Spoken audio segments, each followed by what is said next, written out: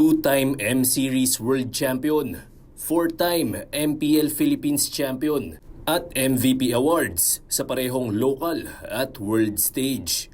Kung paramihan lang ng nagawa sa eksena ng professional Mobile Legends Bang Bang, wala nang ibang kayang pumantay kay Carl TZ Nepomuceno. Siya ang jungler ng Team Liquid Philippines na sumungkit sa titulo ng katatapos lamang na MPL Philippines Season 15. Marami ang naniniwala na sa dami ng kanyang napatunayan, si Carl TZ na ang maituturing na greatest of all time o GOAT sa kasaysayan ng competitive MLBB. Pero ayon mismo kay Carl, hindi niya pa kayang tanggapin ang titulong ito dahil meron pang kulang sa kanyang koleksyon. Ang kampyonato sa MLBB Mid-Season Cup na ilang beses nang dumulas mula sa kanyang mga kamay. Yung pinakagusto ko talaga yung MSC. Kasi kahit nag-champion ako, kung di ko rin makuha yung MSC, parang yun na naman, ulit na naman yung cycle. Kaya MSC talaga gustong-gusto. Bago magsimula ang naturang torneo, magkakaroon ng isang malawakang patch sa MLBB at kaakibat dito ang ilan sa mga pagbabago sa Land of the Dawn. Naniniwala si Carl na kung sino ang unang masasanay sa bagong meta ay siyang makapag-uwi ng titulo sa MSC.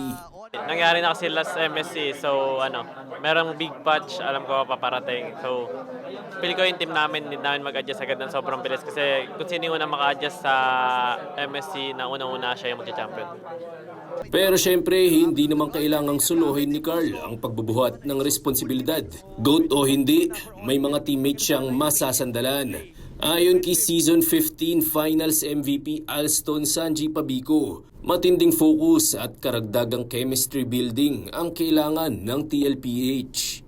Sobrang focus talaga namin ngayon and more on bonding na din dapat kasi kulang din po kami sa bonding, puro lang po kami doon sa bootcamp. Feel ko kailangan po namin lumabas.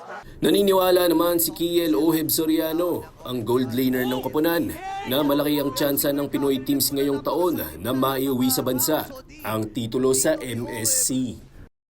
Yung dalawang PH team na magre-represent sa EWC, sobrang ayaw magpatalo. Feel ko kasi yung Onyx tsaka kami TLPH, parang kaming 5 players and 5 players nila. Parehong ayaw magpatalo sa kahit anong laban.